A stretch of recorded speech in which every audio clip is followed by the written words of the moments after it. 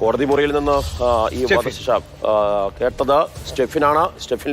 സ്റ്റെഫിൻ ഏത് രീതിയിലായിരുന്നു, എന്തായിരുന്നു ആ കോടതിയിലെ സാഹചര്യങ്ങൾ, കോടതിയിലെ സന്ദർഭങ്ങൾ, അവിടെ വിധി കേൾക്കുമ്പോൾ എന്തായിരുന്നു ഗ്രീഷ്മയുടെ പ്രതികരണം, എന്തായിരുന്നു ഷാരോണിന്റെ കുടുംബത്തിന്റെ പ്രതികരണം? മാർഷൽ, നിറകണ്ണുകളോടെയാണ് യഥാർത്ഥത്തിൽ ഷാരോണിൻ്റെ കുടുംബം ഈ വിധി പ്രസ്താവം ഉടനീളം കേട്ട് നിന്നത്. അമ്മയുടെയൊക്കെ കാര്യം പറയുകയാണെങ്കിൽ അമ്മ കോടതിയിൽ വന്ന ആ സമയം മുതൽ അവരുടെ മതാചാരപ്രകാരം ഈ ജപമാല എന്നൊക്കെ പറയും, അതൊക്കെ ഇങ്ങനെ കയ്യിൽ പിടിച്ചുകൊണ്ട് പ്രാർത്ഥിച്ചുകൊണ്ടിരിക്കുന്ന ഒരു അമ്മയും അതോടൊപ്പം കലങ്ങി നിൽക്കുന്ന അച്ഛനെയും സഹോദരനെയും ഒക്കെയാണ് നമ്മൾ കണ്ടത്. അതിനുശേഷം ഈ കോടതി നടപടികൾ തുടങ്ങിയതോടുകൂടി ഈ കാര്യങ്ങൾ, ഓരോ കാര്യങ്ങളും ഓരോ നിരീക്ഷണങ്ങളും പ്രത്യേകിച്ച് കോടതി അക്കമിട്ട് നിരത്തുകയുണ്ടായി. അപ്പോഴെല്ലാം തന്നെ യാതൊരു തരത്തിലുള്ള വികാരവും ഇല്ലാതെ തലകുനിച്ച് കോടതിക്ക് മുന്നിൽ ഇരിക്കുന്ന പ്രതി ഗ്രീഷ്മയും അതോടൊപ്പം തന്നെ അമ്മാവനെയുമാണ്, നിർമ്മൽ കുമാരൻ നായരെയുമാണ് കണ്ടത്. അപ്പോഴെല്ലാം തന്നെ ഈ കുടുംബം കോടതിക്ക് അകത്തുണ്ടായിരുന്നു. ഈ ജഡ്ജി വന്ന ഉടൻ തന്നെ ഈ കുടുംബത്തോട് അകത്ത് കയറണം എന്നാവശ്യപ്പെട്ടു. ഈ വിധി പറയുമ്പോൾ, ഈ കോടതിയുടെ നിരീക്ഷണം പറയുമ്പോൾ അത് കുടുംബം കേൾക്കണമെന്നൊരു നിർബന്ധം കോടതിക്കുണ്ടായിരുന്നു. അതുകൊണ്ട് തന്നെ പോലീസിനോട് പ്രത്യേക നിർദ്ദേശം നൽകി അവരെല്ലാം തന്നെ അകത്തേക്ക് കയറ്റണം, ഷാരോണിൻ്റെ അച്ഛനെയും അമ്മയും സഹോദരനെയും അവിടെ വന്നിരിക്കുന്ന കുടുംബാംഗങ്ങളെയും ഒക്കെ തന്നെ അകത്തേക്ക് കയറ്റണമെന്ന് പറഞ്ഞ് കോടതി അകത്തേക്ക് അവരെ വിളിച്ചു കയറ്റി ഒരു ഭാഗത്ത് കസേരയിട്ട് കൊടുത്ത് അവിടെ ഇരുത്തുകയാണ് ഉണ്ടായത്. അതിനുശേഷമാണ് മറ്റ് വിധി പ്രസ്താവത്തിലേക്കെല്ലാം കോടതി നീങ്ങിയത്. ആ സമയമെല്ലാം തന്നെ യാതൊരു തരത്തിലുള്ളൊരു വികാരവുമില്ലാതെ ആ കോടതി മുറിക്കുള്ളിൽ ഗ്രീഷ്മയും അതോടൊപ്പം തന്നെ ഒന്നാം പ്രതിയും അവിടെ തന്നെ തുടരുന്ന സ്ഥിതിയാണ് ഉണ്ടായത്. ഈ വിധി പ്രസ്താവിച്ച് കുടുംബം പ്രതീക്ഷിച്ചതുപോലെ തന്നെ ഒരു വധശിക്ഷ പ്രതിക്ക് കോടതി വിധിച്ചതോടുകൂടി തൊഴുകൈകളുമായി കോടതിക്ക് മുന്നിൽ നിൽക്കുന്ന അച്ഛനെയും അമ്മയും കുടുംബാംഗങ്ങളെയുമാണ് നമ്മൾ കണ്ടത്. അവർ കോടതി മുറിക്കകത്തിരുന്ന് പൊട്ടിക്കരഞ്ഞ ഒരു സംശയം കൂടി, അതായത് കോടതി നടപടികൾ നടക്കുമ്പോൾ പ്രതിക്കൂട്ടിൽ ഗ്രീഷ്മ നിൽക്കുമ്പോൾ വളരെ വിശദമായിട്ടുള്ള ഒരു ബ്രീഫിംഗ് നടത്തുന്നുണ്ട് ജഡ്ജി.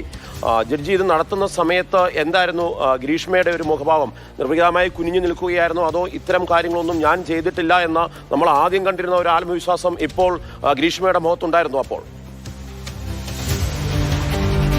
അസൽ തികച്ചും പറഞ്ഞു കഴിഞ്ഞാൽ കോടതിയിൽ വന്ന ആ സമയം മുതൽ തന്നെ കയറി വരുമ്പോൾ, മാധ്യമങ്ങൾക്ക് മുന്നിലേക്കൊക്കെ വരുമ്പോൾ ആദ്യം ഗ്രീഷ്മ കരഞ്ഞുകൊണ്ടൊക്കെയാണ് വന്നതെങ്കിൽ പോലും കോടതിക്കകത്തേക്ക് വരുമ്പോൾ യാതൊരു തരത്തിലുള്ള വികാരവുമില്ലാതെ ഇതൊരു പ്രതീക്ഷിച്ച വിധി എന്ന തരത്തിൽ ആണ് ഗ്രീഷ്മയുടെ മുഖഭാവം ഉണ്ടായിരുന്നത്. കാരണം തല കുനിച്ചുകൊണ്ട് ഈ കാര്യങ്ങളെല്ലാം, കോടതിയുടെ ഓരോരോ നിരീക്ഷണങ്ങളും ഗ്രീഷ്മ കേട്ടുകൊണ്ടിരുന്നു. പ്രത്യേകിച്ചും പല തരത്തിലുള്ള വാദമുഖങ്ങൾ ഈ പ്രതിഭാഗത്തിൻ്റെ ഭാഗത്തു നിന്നും കഴിഞ്ഞ അന്തിമ ഈ വിചാരണയുടെ വേളയിൽ പോലും പ്രതിഭാഗത്തിൻ്റെ ഭാഗത്തു നിന്ന് പറഞ്ഞിരുന്നു. പ്രത്യേകിച്ചും ഈ കൊലപാതകത്തിന് സന്ദർഭം ഉണ്ടാക്കിയത് ഷാരോണാണ്, ഷാരോണിൻ്റെ പലതരത്തിലുള്ള പ്രവൃത്തികളും ഈ കൊലപാതകത്തിന് കാരണമായിട്ടുണ്ട് എന്നടക്കമുള്ള കാര്യങ്ങൾ പറഞ്ഞു. അതോടൊപ്പം ഈ പ്രായത്തിൻ്റെ ആനുകൂല്യവും അതോടൊപ്പം സ്ത്രീ എന്നൊരു പരിഗണനയും പ്രതിക്ക് ലഭിക്കണമെന്ന കാര്യമൊക്കെ തന്നെ പ്രതിഭാഗം പറയുകയുണ്ടായി. പക്ഷേ എന്നാൽ അതൊന്നും കണക്കിലെടുക്കുന്നില്ല എന്നുള്ളതായിരുന്നു കോടതിയുടെ ഇന്നത്തെ ഒരു നിരീക്ഷണം. ഇതെല്ലാം പറയുമ്പോഴും യാതൊരു തരത്തിലുള്ളൊരു വികാരവും ഇല്ലാതെ തല കുനിച്ച് ഇരിക്കുന്ന പ്രതിയാണ് കണ്ടത്. ഒപ്പം തന്നെ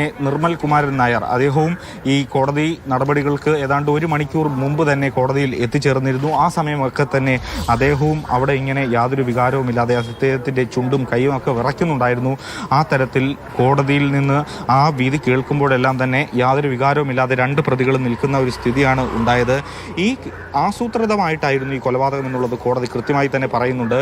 കഴിഞ്ഞ തവണ ഈ കോടതിയെ പ്രതിഭാഗം അറിയിച്ചത് ഇതിന് സന്ദർഭമുണ്ടാക്കിയത്, ഈ കൊലപാതകത്തിലേക്ക് നയിച്ചത് ഷാരോണാണ്. അതുകൊണ്ട് തന്നെ ഒരു പരമാവധി ശിക്ഷ കുറയ്ക്കുന്നതിന് വേണ്ടിയുള്ളൊരു ആനുകൂല്യം പ്രതിക്ക് ലഭിക്കണമെന്നടക്കമുള്ള കാര്യങ്ങൾ പറഞ്ഞുവെങ്കിൽ പോലും അതൊന്നും തന്നെ കോടതി കണക്കിലെടുക്കുന്നില്ല. കാരണം ഷാരോണിൻ്റേത് ഒരു പ്രണയമായിരുന്നു, നിസ്വാർത്ഥമായൊരു സ്നേഹമായിരുന്നു എന്നടക്കമുള്ള കാര്യങ്ങൾ കോടതി നിരീക്ഷിക്കുന്നു. ഒപ്പം തന്നെ വീട്ടിലേക്ക് പലതവണ ഷാരോണിനെ വിളിച്ചപ്പോൾ, ജ്യൂസ് നൽകിയപ്പോൾ ഗ്രീഷ്മയുടെ പദ്ധതി ഷാരോണിന് അറിയില്ലായിരുന്നു. അതോടൊപ്പം സ്നേഹിക്കുന്ന ഒരാളെയും വിശ്വസിക്കാൻ കൊള്ളില്ല എന്നൊരു സന്ദേശമാണ് ഈ കേസിലൂടെ സമൂഹത്തിന് നൽകപ്പെടുന്നത്. അതുകൊണ്ട് തന്നെ പ്രതിക്ക് അർഹമായൊരു ശിക്ഷ നൽകണമെന്നുള്ള കാര്യവും കോടതി നിരീക്ഷിച്ചു. ഒപ്പം തന്നെ ഈ മാധ്യമ ശ്രദ്ധ ഇത്രയധികം കൂടുതൽ ലഭിച്ചതുകൊണ്ട് തന്നെ വിധി പ്രസ്താവം ആ തരത്തിലല്ല, ഈ കോടതിക്ക് തോന്നിയതാണ്, ബോധ്യപ്പെട്ടതുകൊണ്ടാണ് ഈ ഒരു വിധി പ്രസ്താവത്തിലേക്ക് കോടതി എത്തുന്നതും എന്നും കോടതി പറഞ്ഞിരുന്നു. അതോടൊപ്പം 307 IPC അത് തെളിഞ്ഞിരുന്നു. ഇപ്പോൾ നമുക്ക് മനസ്സിലാക്കാൻ കഴിയുന്നത് കോടതി മുറിയിൽ നിന്നും ഗ്രീഷ്മയെ പുറത്തേക്ക് കൊണ്ടുവരുന്നു എന്നുള്ളതാണ് മനസ്സിലാക്കാൻ കഴിയുന്നത്. ഏതായാലും ഒരു കുടുംബം പ്രതീക്ഷിച്ചൊരു വിധി തന്നെയാണ് എന്നാണ് നമുക്ക് ഇതിൽ നിന്ന് മനസ്സിലാക്കാൻ കഴിയുന്നത്. അല്പസമയത്തിനകം തന്നെ ഈ കാണുന്ന സ്ഥലത്തൂടെ ഒരു പക്ഷേ ഗ്രീഷ്മയെ പുറത്തേക്ക് ഇറക്കാനുള്ള സാധ്യതയാണ് ഉള്ളത്. അതോടൊപ്പം